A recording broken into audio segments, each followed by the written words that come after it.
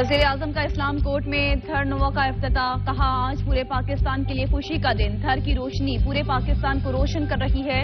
قدرت کے کوئلے کے تحفے سے منصوبوں کا افتتاح قومی اہمیت کا حامل ہے۔ دہائیوں کی محنت کے بعد صحرا کو صنعت و حرفت کا مرکز بنا دیا گیا۔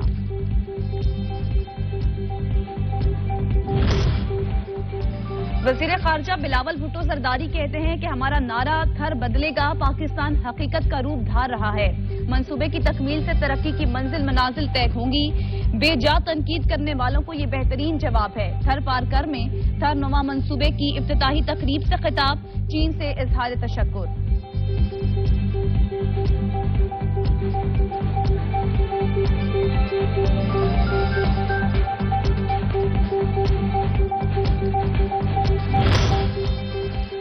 تھر منصوبہ چین اور پاکستان کے مضبوط اور پائیدار شراکت داری کا منہ بولتا ثبوت اور سندھ کی ترقی میں ایک اہم سنگ میل ہے۔ وزیر اعلیٰ سندھ مراد علی شاہ کا شنگھائی الیکٹرک منصوبے کی افتتاحی تقریب سے خطاب، کہا کول فیلڈ دنیا میں کوئلے کے سب سے بڑے ذخائر میں سے ایک ہے۔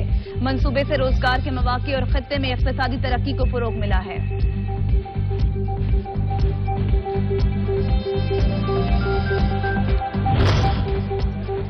ممنوعہ فنڈنگ کیس میں ایف آئی اے کی عمران خان کی ضمانت منظوری کے خلاف اپیل پر فیصلہ محفوظ، اسٹیٹ بینک نے کوئی نوٹس نہیں لیا تو یہ تو کیس ہی قابل سماعت نہیں۔ جن کی ضمانت خارج کرنے آپ آئے ان کا جرم کیا ہے وہ بتائیں۔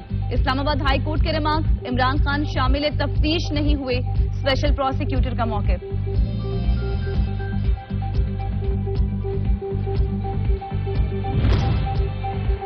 شفاف انتخابات میں بدنیتی ہوگی تو ہم مداخلت کریں گے۔ سپریم کورٹ آئینی ادارہ ہے جسے آڈیو ٹیپس کے ذریعے بدنام کیا جا رہا ہے۔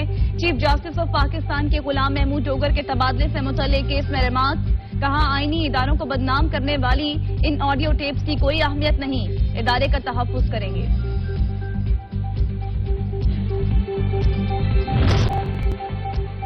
ملک میں امن و امان، معیشت اور سی پیک کے استحکام کا مشن، پارلیمنٹ کا مشترکہ اجلاس آج ہوگا۔ امن و امان کی صورتحال، معیشت اور سی پیک سمیت 8 نکاتی ایجنڈا زیر غور آئے گا۔ اجلاس میں 8 فروری کو پیش کردہ تحریک پر بھی بحث ہوگی۔ پی ٹی آئی کے خلاف قرارداد بھی متوقع۔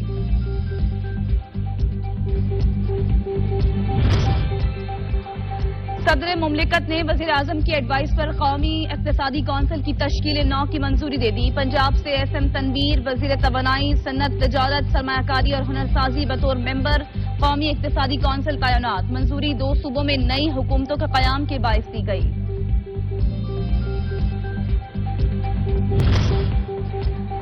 صدر مملکت نے قومی اسمبلی کا اجلاس بلا لیا۔ اجلاس 27 مارچ بروز پیر دوپہر 12 بجے ہوگا۔ صدر مملکت نے اجلاس آئین کے آرٹیکل 54A کے تحت طلب کیا۔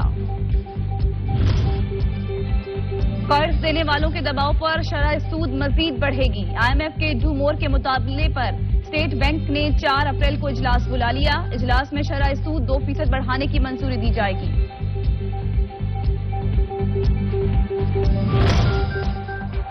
بیگانی شادی میں عبداللہ دیوانہ، زلمے خلیل ذات کی پاکستان کے اندرونی معاملات میں پھر مداخلت، کہتے ہیں پاکستانی پارلیمنٹ سپریم کورٹ سے عمران خان کو نااہل کرنے کا کہہ سکتی ہے۔ آئی ایم ایف کی سپورٹ اب تک مشکوک، ایسے اقدامات سے مزید عالمی تعاون کم ہو جائے گا۔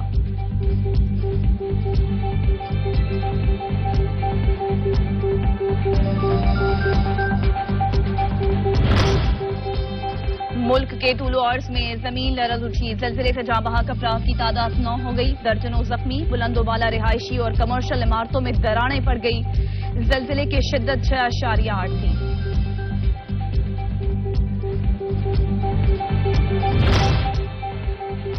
اور وطن کی حرمت پر قربان ہونے والے بیٹے کی نماز جنازہ ادا۔ جنوبی وزیرستان کے علاقے میں دہشت گردوں سے فائرنگ کے تبادلے میں ISI کے بریگیڈیئر مصطفیٰ کمال برقی نے جام شہادت نوش کر لیا۔ 7 سیکیورٹی اہلکار زخمی، 2 کی حالت تشویشناک۔